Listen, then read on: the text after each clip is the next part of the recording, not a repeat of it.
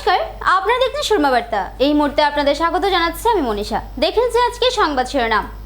রাতাবাড়িতে হিন্দু তরুণীকে শ্লীলতাহানির চেষ্টা, কার্ড ব্যবসায়ী আইনুলের থানা ঘেরাও করে প্রতিবাদ মহিলাদের। শ্রীভূমিতে দাস গ্যাস কনসার্নের গোডাউনে উত্তপ্ত পরিস্থিতি, কর্তৃপক্ষের বিরুদ্ধে অনিয়মের অভিযোগ গ্রাহকদের। কাটিগড়ায় অসুস্থদের পাশে বিধায়ক কমলাক্ষ, ভূমিধসে ক্ষতিগ্রস্তদের আর্থিক সাহায্য প্রদান। বহু প্রতীক্ষিত আরকে জৈন ফুটবল টুর্নামেন্টের দিনক্ষণ ঘোষণা করল শ্রীভূমি ডিএসএ। শ্রীভূমি শহরের সড়ক ও নালা নর্দমার বেহাল অবস্থা নিয়ে পূর্ত বিভাগের আধিকারিকের স্মারকপত্র কংগ্রেসের। কুকুর নিয়ে বিতর্কে গুলি চলল শিলচরে, মামলা থানায়। 2026-এর বিধানসভা নির্বাচনে উত্তর ও দক্ষিণ করিমগঞ্জ দুই আসনেই জিতবে কংগ্রেস, দাবি রজত চক্রবর্তীর। শিলচরের যানজট সমস্যা নিয়ে পুলিশ সুপারের দৃষ্টি আকর্ষণ ইলেকট্রিক অটো ওনার্স ড্রাইভার সংগঠনের। মহিলা শ্লীলতাহানির অভিযোগে উত্তপ্ত হয়ে উঠেছে শ্রীভূমির রাতাবাড়ি থানার চত্বর। শত শত মহিলা রাতাবাড়ি থানা ঘেরাও করেন। শ্রীভূমির বাজারঘাট এলাকায় এক কার্ড ব্যবসায়ীর কুকর্মে তীব্র চাঞ্চল্যের সৃষ্টি হয়েছে।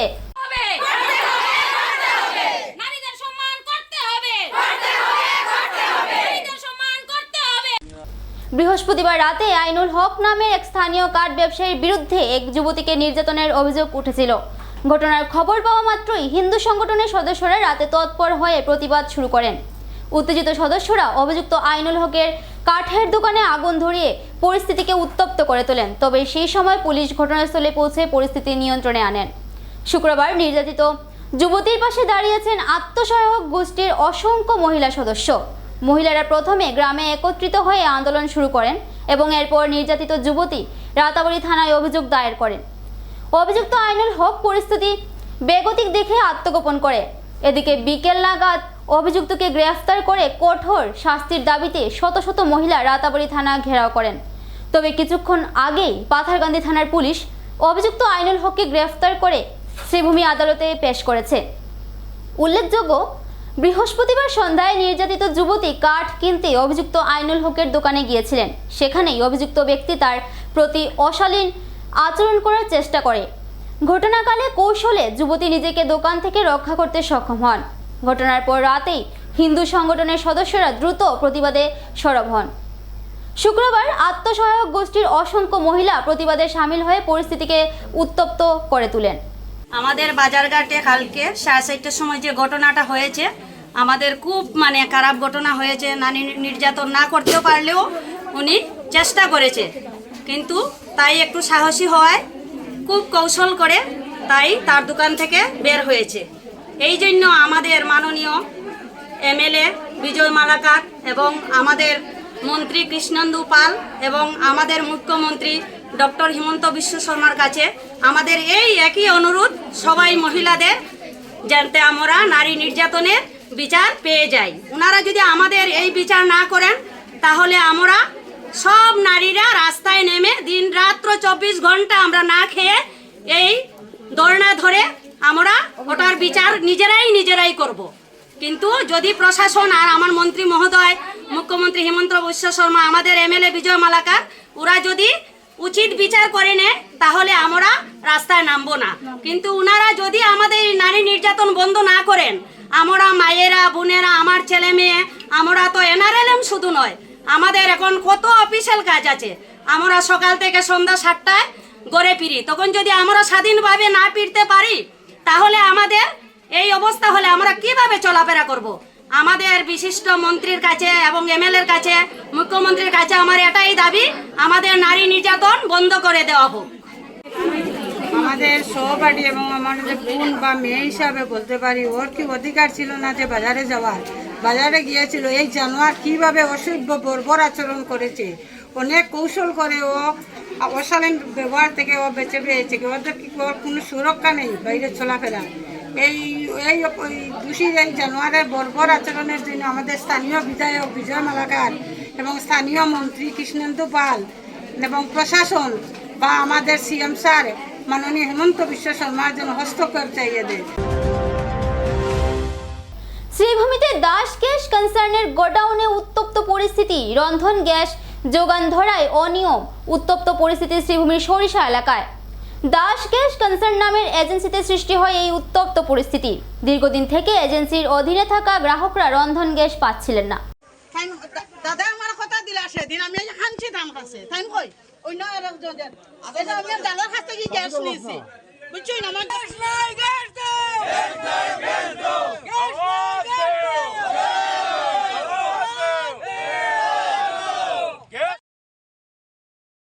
অগ্রিম টাকা দেওয়ার পরও বিভিন্ন অজুহাত দেখিয়ে এজেন্সি কর্তৃপক্ষ গ্রাহকদের বঞ্চিত করে আসছিলেন। রন্ধন গ্যাস না পেয়ে গ্রাহকরা শুক্রবার দাস গ্যাস কনসার্ন গোডাউনে জড়ো হয়ে এক হুলস্থুল পরিবেশের সৃষ্টি করেন। স্থানীয়দের অভিযোগ, এজেন্সি কর্তৃপক্ষ রন্ধন গ্যাসগুলো অন্যত্র ব্ল্যাক করছেন। দীর্ঘদিন থেকে দাস গ্যাস এজেন্সির বিরুদ্ধে অনিয়মিত গ্যাস যোগান ধরায় অভিযোগ আসছিল। অবশেষে ধৈর্যের বাঁধ ভাঙে শুক্রবার। গ্রাহকরা উত্তেজিত হয়ে ওঠেন।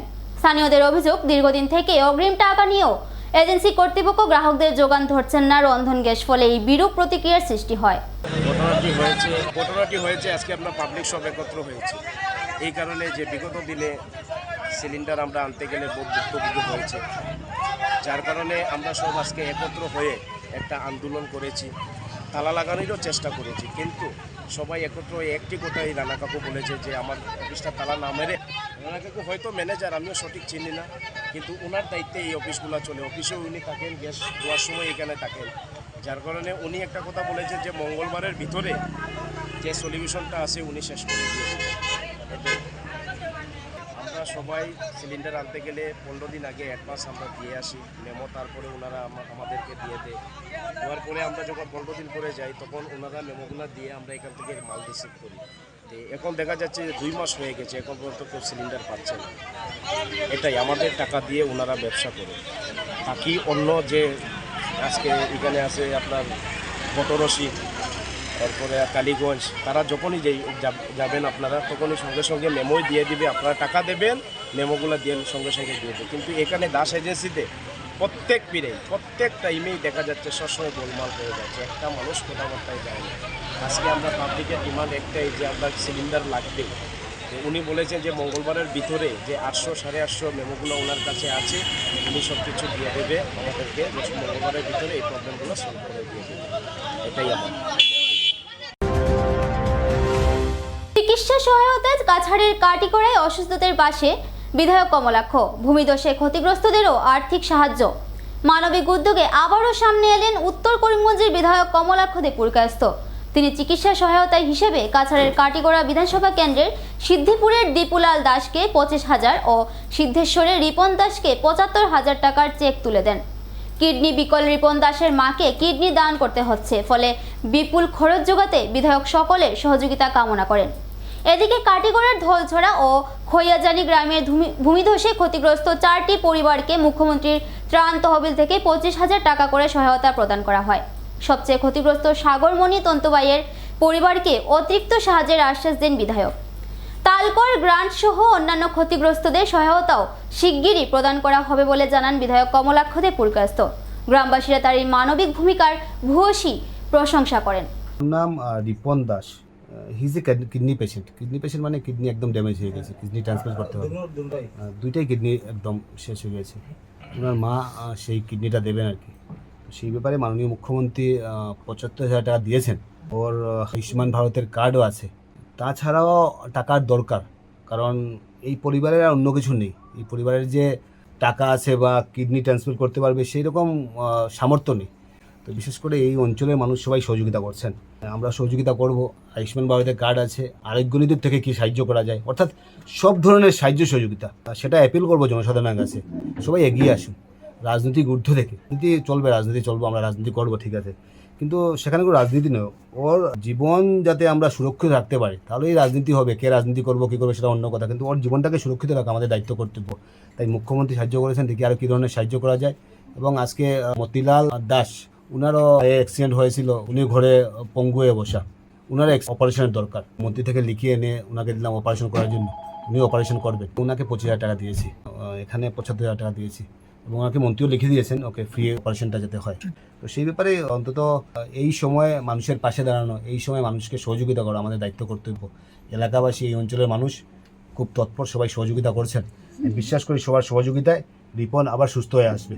বর্তমানে ডক্টরের সঙ্গে কথা হয়েছে, সবার সঙ্গে কথাবার্তা চলছে এবং সবচেয়ে বড় ব্যাপার হচ্ছে গিয়ে যে ডোনার পাওয়াটা খুব মুশকিল, কিন্তু আজকের দিনে আপনি দেখতে পাচ্ছেন যে ওনার মা সন্তানের প্রতি মার সবচেয়ে বেশি ভালোবাসা বা সন্তানকে একটা মা কতটুকু ভালোবাসতে পারে সেটা আমরা জানি। একটা সন্তানকে তার মা বাবা কতটুকু ভালোবাসে সেটা ভাষায় প্রমাণ করা যাবে না। তাই মার শেষই ইচ্ছে যে আমার অন্তত আমার ছেলেটা যাতে সুস্থ থাকে, তাই ওনাদের পরিবারের সবাই যাতে সুস্থ থাকেন, রিপন যাতে ভালো হয়ে আসে সেটাই ভগবানের কাছে প্রার্থনা করেছে। আমি বিশ্বাস করি আমাদের সবার সহযোগিতায় রিপন নিশ্চয়ই সুস্থ হয়ে আবার আসবে এবং আমরা ডক্টরের সঙ্গে কথা বলছি, সবাই কথাবার্তা বলছেন এবং আরও কী ধরনের সহযোগিতা করা যায়, যত ধরনের সহযোগিতা করা যায় আমরা সহযোগিতা নিশ্চয়ই করবো। বহু প্রতীক্ষিত আরকে জয়েন্ট ট্রফির দিনক্ষণ ঘোষণা করল শ্রীভূমি জেলা ক্রীড়া সংস্থা। শুক্রবার এক সাংবাদিক সম্মেলন করে জেলা ক্রীড়া সংস্থার সচিব ও সভাপতি জানান, শ্রীভূমির ঐতিহ্যবাহী আরকে জয়েন্ট ট্রফি 2 নভেম্বর থেকে 11 নভেম্বর পর্যন্ত 10টি দল নিয়ে আয়োজন করা হবে। জুলাই মাসে আরকে জয়েন্ট ট্রফির বিস্তারিত সূচি প্রকাশ করা হবে। এছাড়াও শ্রীভূমির ফুটবল ঐতিহ্যকে ফিরিয়ে আনতে রাষ্ট্রীয় ক্রীড়া দিবসের দিন ফুটবল একাডেমির আনুষ্ঠানিক উদ্বোধন করা হবে। এছাড়াও এবছর থেকে ফুটবলে সুপার ডিভিশন লিগ চালু হবে বলে জানান জেলা ক্রীড়া সংস্থার সচিব সুদীপ চক্রবর্তী। এই টুর্নামেন্ট করার জন্য আমরা অনেক আগে থেকে চেষ্টা করছিলাম। মূলত আমাদের লক্ষ্য ছিল এটা আমরা জানুয়ারি ফেব্রুয়ারি মাসে এটা করব, কিন্তু দেখা যায় খেল মহারণ এবং বোর্ডের এক্সাম চলার জন্য সেটা তখন সম্ভব হয়নি। তারপর আমরা এটা 16 মার্চ আমরা নির্ধারিত এটা সময় রেখেছিলাম যে 16 মার্চ আমরা এটা শুরু করব, কিন্তু ঠিক সেই সময় দেখা যায় যে পঞ্চায়েত নির্বাচন এসে যাওয়ার পর, পঞ্চায়েত নির্বাচন শুরু হয়ে যাওয়ার পর আমরা সেটা বন্ধ করে দিই। পঞ্চায়েত নির্বাচনের জন্য সেটা আয়োজন করা সম্ভব হয় নাই।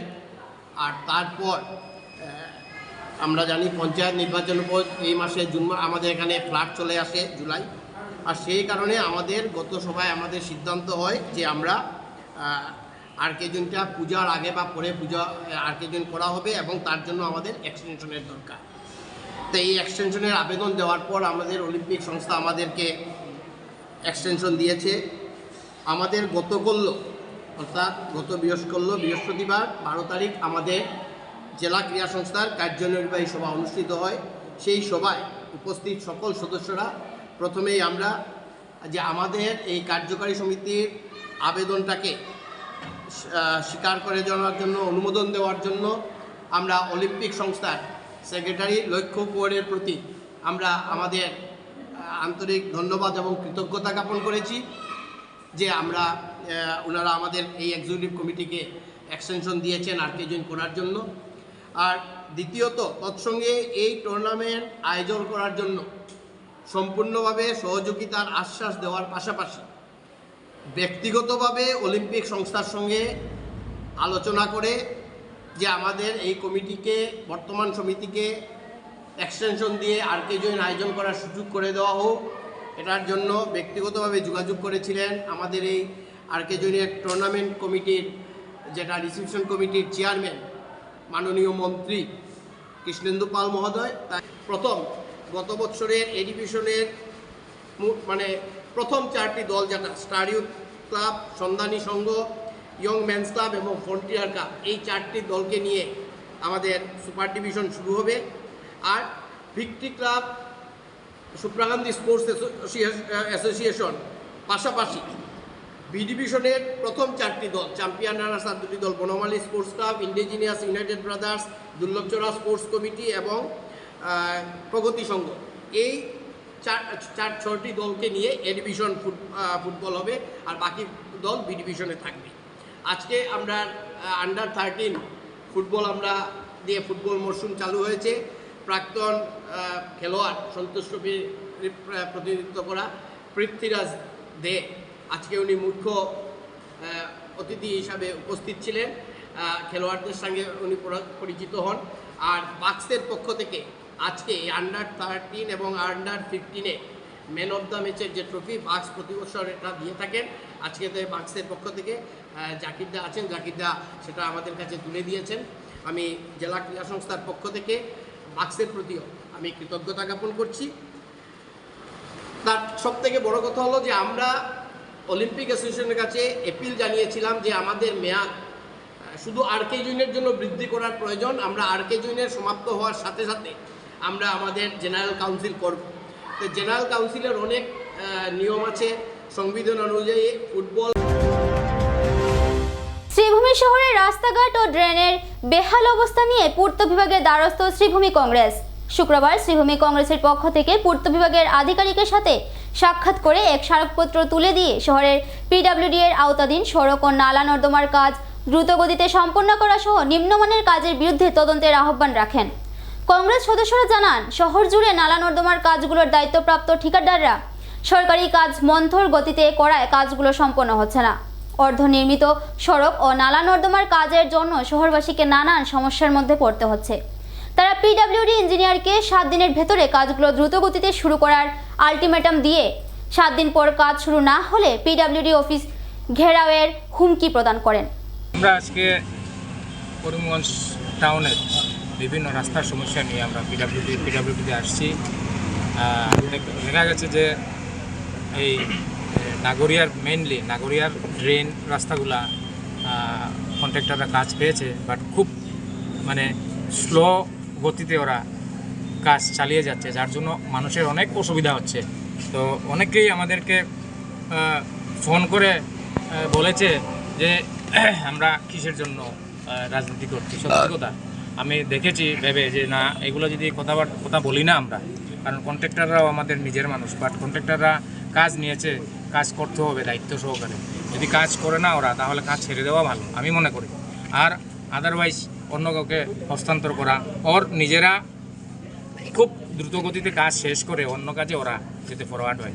তো আমরা ইঞ্জিনিয়ারকে সেটাই বলেছি, যদি 7 দিনের মধ্যে যদি ওদের কাজের ফাস্ট না হয় বা যে কাজগুলো বন্ধ আছে ওগুলো যদি না করে, তাহলে আমরা পিডব্লিউডি অফিসে সামনে এসে আমরা ধর্ণা দিব। ওরা বলেছিল যে চোরবাজারের একটা ড্রেন শনি মন্দিরের সামনে, সেটা ওদেরকে যখন বলা হয়েছে ওরা বলেছিল সেটা নাকি মিউনিসিপ্যালিটির ড্রেন না, সেটা পিডব্লিউডির ড্রেন। তো আজকে এখানে এসে আমরা জানতে পেরেছি যে সেই ড্রেনটা নাকি পিডব্লিউডির না, সেটা মিউনিসিপ্যালিটির। উনি ইঞ্জিনিয়ার সাহেব ফোন করেছেন মিউনিসিপ্যালিটির ভাইস চেয়ারম্যানকে এবং স্পিকার অন করে আমাদেরকে শুনিয়েছেন যে উনি বলেছেন না, সেটা আমাদের মিউনিসিপ্যালিটির ড্রেন। তো ওরা যে স্টেটমেন্ট দিয়েছে প্রেসে, সেটা মিথ্যা। অ্যাকচুয়ালি পিডব্লিউডি আরও তৎপর হতে হবে, ওরা আরও সিরিয়াস হতে হবে, অ্যাক্টিভ হতে হবে। ওরা যদি অ্যাক্টিভ হয় না, তাহলে সত্যি কাজ নিম্নমানের হবে। আর কাজ এখন থেকে নিম্নমানের হলে আমরা ভারতীয় জাতীয় কংগ্রেস আমরা রাস্তায় নামবো, কাজ নিম্নমানের হতে দিব না কোনোদিন। আমরা রিকোয়েস্ট করেছি বড় বড় প্যাকেজ ভেঙে ছোটো করে দেওয়ার জন্য, কেন কি করিমগঞ্জের শহরে বা ডিস্ট্রিক্টে অনেক বেকার ছেলেরা আছে, যারা কোনো কাজ পাচ্ছে না, ওরা অসহায় হয়ে আছে। অনেক বেকার ছেলেরা আছে, শিক্ষিত বেকার ছেলেরা। তো ওরা যদি এই প্যাকেজগুলোকে ব্রেক করে ছোটো ছোটো কাজ করে, তাহলে এখন যারা কাজ করছেন ওরাও তাড়াতাড়ি কাজ করতে পারবে এবং বাকি বেকার ছেলেরাও অনেক কাজ পাবে এবং ওরার বেকারত্ব দূর হবে আমি মনে করি। এবারে নিয়ে নিচ্ছি ছোট্ট একটা বিজ্ঞাপন বিরতির সঙ্গে থাকুন। আনন্দ সংবাদ। করিমগঞ্জে এই প্রথম 3D সিটি স্ক্যানের সুবিধা নিয়ে এলো Karimganj health city, Banamali road, Karimganj. পুরো শরীর 3D সিটি স্ক্যানের সুবিধা এখন পাচ্ছেন করিমগঞ্জে। আন্তর্জাতিকভাবে বিখ্যাত ডাক্তার দ্বারা রিপোর্ট। 3D সিটি স্ক্যানের জন্য যোগাযোগ করুন telephone 03843260705, mobile 9678033047। Karimganj health city, Banamali road, Karimganj আপনাদের সেবায় নিয়োজিত।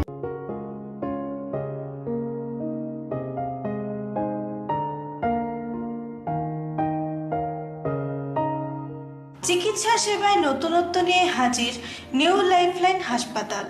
অত্যাধুনিক প্রযুক্তিতে এখানে pinhole surgery, gallbladder, appendix surgery করা হয়। শিলচর মেডিকেল কলেজের সার্জারি বিভাগের অতিরিক্ত প্রফেসর ডক্টর RC শ্যাম সার্জারিগুলি করবেন। তাছাড়া তিনি প্রতি শনিবার বিকেল 3টে থেকে OPD-তে রোগী দেখবেন। রয়েছেন শিশুরোগ বিশেষজ্ঞ ডাক্তার গুলজার হোসেনও।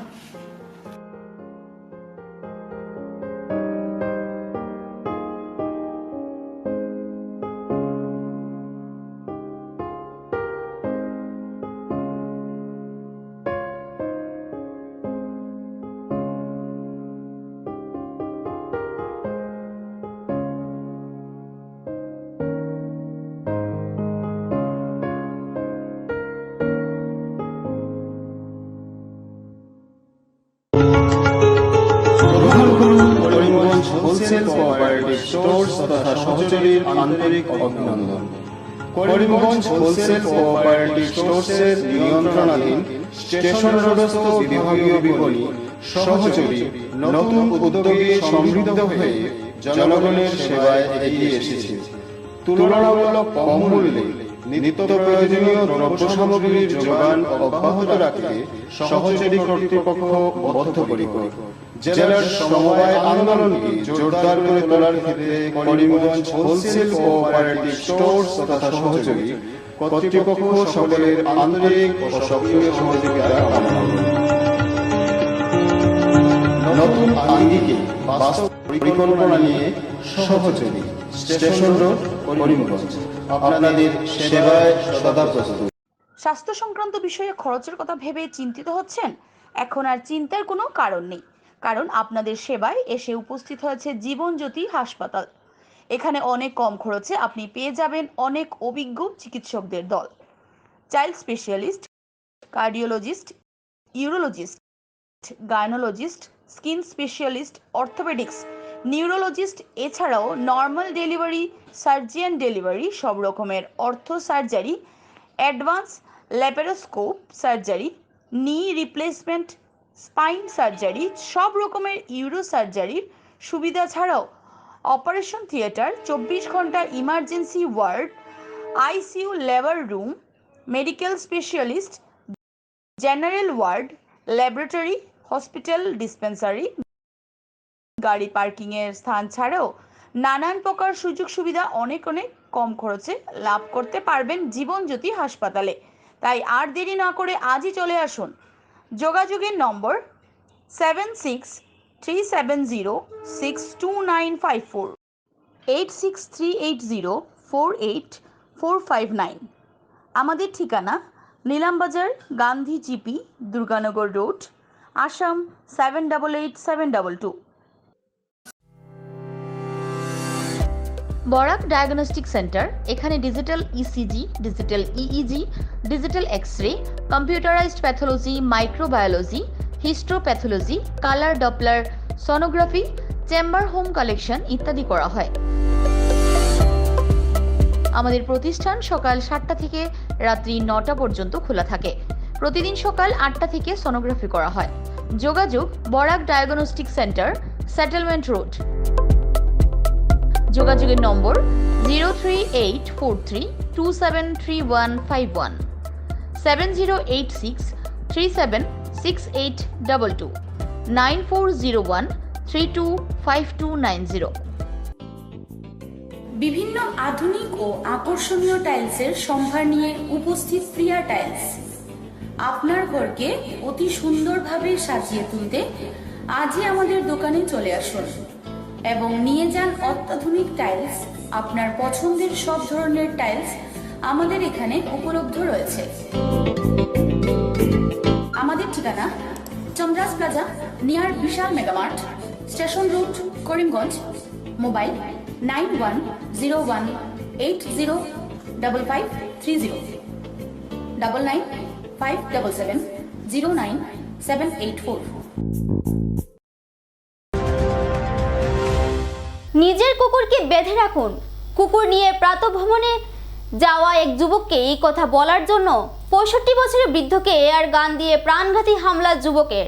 অভিযুক্ত যুবককে পুলিশ আটক করতে গেলে শূন্যে গুলি চালিয়ে পালিয়ে যাওয়ার চেষ্টা যুবকের। উদ্ধার একটি এয়ার গান সহ 2টি পাখি মারার বন্দুক। ঘটনা শিলচরের রামনগরের টুকুর গ্রামে। ঘটনার বিবরণে জানা যায়, 2 দিন পূর্বে প্রাতঃভ্রমণে বেরিয়েছিলেন স্থানীয় অনিল চন্দ্র সিনহা নামের এক 65 বছরের বৃদ্ধ।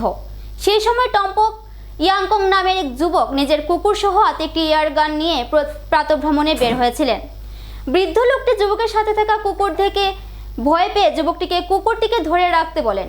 বৃদ্ধের সামান্য এই কথায় রাগে যুবকটি বৃদ্ধ লোকটিকে নিজের হাতে থাকা এয়ার গান দিয়ে উপর্যুপরি আক্রমণ চালিয়ে গুরুতর আহত করে। বৃদ্ধ লোকটি বর্তমানে শিলচর মেডিকেল কলেজে চিকিৎসাধীন।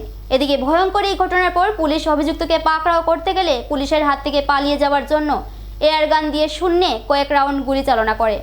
পুলিশের তৎপরতায় অভিযুক্ত যুবককে আটক করা হয়। সাথে যুবকের কাছ থেকে পুলিশ একটি এয়ার গান সহ 2টি পাখি মারার বন্দুকও জব্দ করে। 2024-এ বিধানসভা নির্বাচনের পূর্বে শ্রীভূমিতে তৎপরতা বৃদ্ধি কংগ্রেসের। উত্তর ও দক্ষিণ করিমগঞ্জ আসন ফের দখলের হুঙ্কার জেলা কংগ্রেস সভাপতির। পাথারকান্দি ও রামকৃষ্ণনগর বিধানসভাতেও কংগ্রেস জয়ী হবে বলে ঘোষণা রজত চক্রবর্তীর। নবগঠিত মালেগড় ব্লক কমিটি গঠন কংগ্রেসের। মালেগড় ব্লক কংগ্রেস কমিটি গঠনের উদ্দেশ্যে এক সভার আয়োজন করা হয়। উক্ত সভা থেকে সব ভেদাভেদ ভুলে সবাইকে একত্রিত হয়ে অন্যায়ের বিরুদ্ধে ন্যায় প্রতিষ্ঠার লড়াইয়ে ঝাঁপিয়ে পড়ার আহ্বান জানান জেলা কংগ্রেস সভাপতি। এদিন মালেগড় ব্লক কংগ্রেসের আওতাধীন আঞ্চলিক পঞ্চায়েতে কংগ্রেসের নির্বাচিত প্রার্থীদের সংবর্ধনা প্রদান করা হয়। করার কথা ছিল। মালেগড় ব্লক কংগ্রেস নতুনভাবে গঠিত হয়েছে, আপনারা নিশ্চয়ই জানেন যে ডিলিমিটেশনের পর যেগুলো আমাদের ব্লক ছিল, আগের যে ব্লকের সিস্টেম ছিল সেটাকে চেঞ্জ করা হয়েছে সম্পূর্ণভাবে। আমাদের একটা বিধানসভার সমষ্টি আমাদের একটা কমেছে, এখন আমাদের বিধানসভা সমষ্টি 4টা। তো সেই হিসাবে আগে উত্তর করিমগঞ্জ এবং শহর ব্লক কংগ্রেস এই 2টো ব্লক ছিল। এখন মালেগড় ব্লক হচ্ছে, বদরপুর চৈতন্যনগর একটা ব্লক রয়েছে এবং টাউন ব্লক কংগ্রেস আরেকটা ব্লক রয়েছে। এই 3টা ব্লক, এবং এই 3টা ব্লকের মালেগড়ের ব্লক কংগ্রেসের 80% সাউথ করিমগঞ্জের এবং 20% নর্থ করিমগঞ্জের সঙ্গে যুক্ত আছে। তো আজকের এই সভা অত্যন্ত গুরুত্বপূর্ণ, যেহেতু এটা সাংগঠনিক সভা। পঞ্চায়েত নির্বাচনে আমরা 16টি জেলা পরিষদের মধ্যে 5টি জেলা পরিষদে, যে 5টি জেলা পরিষদ আমরা জয়ী হয়েছি, সেই 5টি জেলা পরিষদের যে ব্যবধান সেটা রেকর্ড ভোটের ব্যবধানে আমাদের প্রার্থীরা নির্বাচিত হয়েছে। আর নীলুফা ইয়াসমিন লক্ষ্মীবাজার জেলা পরিষদের 25,000-এরও অধিক, টিলাবাড়ি বান্দরগুনা প্রায় 29,000, আমার কালীগঞ্জ জেলা পরিষদ প্রায় 27 থেকে 28,000 কালীগঞ্জ জেলা পরিষদ। তারপর রাজারটিলা অমরপুর, সেখানে আমরা প্রায় 10,000, মোর দ্যান 10,000। হ্যাঁ, এবং শ্রীমন্ত কালীসাই, সেখানে আমাদের মার্জিন একটু কম রয়েছে, 3.5 থেকে 4,000। বাকি আমরা 64টি আঞ্চলিক পঞ্চায়েতে আমরা দিয়েছিলাম প্রার্থী, এবং রেকর্ড হিসাবে আসামের মধ্যে একটা রেকর্ড, আমরা 36টি জেলা পরিষদ আঞ্চলিক পঞ্চায়েতে আমাদের প্রার্থী জয়ী হয়েছে। 36 নাম্বার অফ আঞ্চলিক আউট অফ 64 আমরা 64 দিয়েছিলাম। তো this is a continuous process. চেষ্টা করা হয়েছিল পঞ্চায়েত নির্বাচন না করার জন্য, সরকার চেষ্টা করেছিল যাতে পঞ্চায়েত নির্বাচন না হয়, এবং ব্যুরোক্রেসির মাধ্যমে পঞ্চায়েতের যে টাকা নির্ধারিত যেটা আছে সেটাকে যাতে হরপ করা যায় তার একটা প্রচেষ্টা চলছিল। কংগ্রেসের তরফ থেকে আমার রাজ্যিক সভাপতি বলেছিলেন যে এত তারিখের মধ্যে যদি পঞ্চায়েত নির্বাচন ঘোষণা করা না হয় আমরা হাইকোর্টে যাব, আমরা মামলা করব। যাই হোক, অন্তর্গত আমাদের 14টা গাঁও পঞ্চায়েতের 11টি গাঁও পঞ্চায়েতে আমাদের কংগ্রেসের জয় হয়েছে। আজকে আমরা এই মালেগড় ব্লকের অন্তর্গত সম্মানিত এপি সদস্য প্রতিনিধিদেরকে আমরা জেলা কংগ্রেস সম্বর্ধনা দিব। তৎসঙ্গে মালেগড় ব্লক কংগ্রেসের 2 জন উপসভাপতি আজকে অনুমোদন দেওয়া হবে এবং একজন সাধারণ সম্পাদকের অনুমোদন দেওয়া হবে। All Cachar electric auto honours driver অ্যাসোসিয়েশনের তরফে শিলচরে বর্তমান পরিস্থিতি সহ যানজট সমস্যা সুরাহা করার আবেদন জানিয়ে পুলিশ সুপার সহ ট্রাফিক বিভাগের দৃষ্টি আকর্ষণ করা হয়। অ্যাসোসিয়েশনের তরফে সভাপতি তাহির আহমেদ মজুমদার শুক্রবার সংবাদ মাধ্যমে জানান, ছোট পরিসরের রাস্তাঘাট, যেখানে সেখানে বাইক পার্কিং, অবৈধভাবে ফুটপাত দখল, যত্রতত্র যাত্রীদের ওঠানামা ইত্যাদি নানা সমস্যার কারণে শহরে তীব্র যানজটের সৃষ্টি হয়। শহরের India club point, capital point, Rangirkhari, medical road সহ অন্যান্য গুরুত্বপূর্ণ স্থানে নিত্যদিন যাত্রীদের ওঠানামা করতে গিয়ে অনেক অসুবিধার সম্মুখীন হতে হয়। সমস্যা এখানেই শেষ নয়, অনেক সময় ট্রাফিকের দায়িত্বে থাকা পুলিশ কর্মীরা দিনমজুর অটো চালকদের উপর অবৈধভাবে 2000 টাকা করে নো পার্কিং ই চালান ধরিয়ে দেন। ফলে অটো চালকদেরও বিভিন্ন সমস্যার সম্মুখীন হতে হচ্ছে। তাদের রোজগার তলানিতে গিয়ে জীবন দুর্বিষহ হয়ে উঠছে। অন্যান্য বিভিন্ন সমস্যা ও নানা প্রসঙ্গ তুলে ধরে অ্যাসোসিয়েশনের কর্মকর্তারা বিভাগীয় কর্তৃপক্ষকে উপযুক্ত জবাব দেওয়ার দাবি জানানোর পাশাপাশি শহরের বর্তমান পরিস্থিতি সহ যানজট সমস্যা নিরসনে যথোপযুক্ত ব্যবস্থা গ্রহণের আর্জি জানিয়ে প্রশাসনের দৃষ্টি আকর্ষণ করছেন তারা। আজকে আমরা এসপি স্যারের কাছে প্লাস আমার ট্রাফিক ইনচার্জ মহোদয়ের কাছে আমি আজকে মেমোরেন্ডাম সাবমিট করলাম, যাতে আমরা ইলেকট্রিক অটো বিশেষ করে সবর চকুত লাগে, তাই ইলেকট্রিক অটো বেশি হয়ে গেছে গিয়া। কিন্তু অ্যাকচুয়ালি গুরুত্বপূর্ণ যেটা নিচের দিকে যেটা কথাবার্তা আছে, যেমন ট্রাফিক সমস্যা আমরা আজকে ভুক্তভোগী পুরা শিলচর শহরবাসী। এখানে আজকে দেখা যায় আমরা বাইক পার্কিং অবৈধভাবে বা যেমন ফুটপাত ব্যবসায়ী আছে এরার দখলের ভিতরে আজকে জায়গা, রাস্তার কোনো প্যাসেঞ্জার নামাইতে হইলে গিয়া আমরা অটো গাড়ি বিশেষ করে আমরা রোডের উপরে নামাইতে লাগে। এই কারণে দেখা যায় ট্রাফিক সমস্যা। আর বিশেষ করে আমি আমার এসপি স্যারেরও আর আমি ট্রাফিক ইনচার্জ মহোদয়ের কাছে আমি ওটাও অনুরোধ করছি যে আজকে আমরা যাতে ওইগুলা জিনিস বিষয় নিয়ে একটু দেখার লাগে বা চিন্তাধারণা করার লাগে, যাতে বাইক পার্কিং করিয়া যেরকম আমরা রাস্তাঘাটে আমরা অটো নিয়ে করতে পারি না, রাস্তাঘাটে আমরা প্যাসেঞ্জার উঠানামা করতে বা যাত্রী উঠানামা করতে আমরা অসুবিধার সম্মুখীন হই। কারণ আজকে তারার লগে আমরা যদি কোনো মাতকতা ব্যবসায়ীর লগে বা কোনো বাইক লগে আমরা যদি করতে লাগে, তখন আমরা অটোলাইন সবাই মিলে বিতর্ক বা ঝগড়ার সৃষ্টি কর। এই কারণে আমি বিশেষভাবে অনুরোধ আমার প্রশাসনিক আধিকারিক যারা আছেন ট্রাফিক বিভাগের, তার কাছে আমি ওটাই অনুরোধ করতেছি যে আজকে ওই জিনিসটা বিষয় নিয়ে একটু দেখার লাগে বা একটু নজর দেওয়ার লাগে।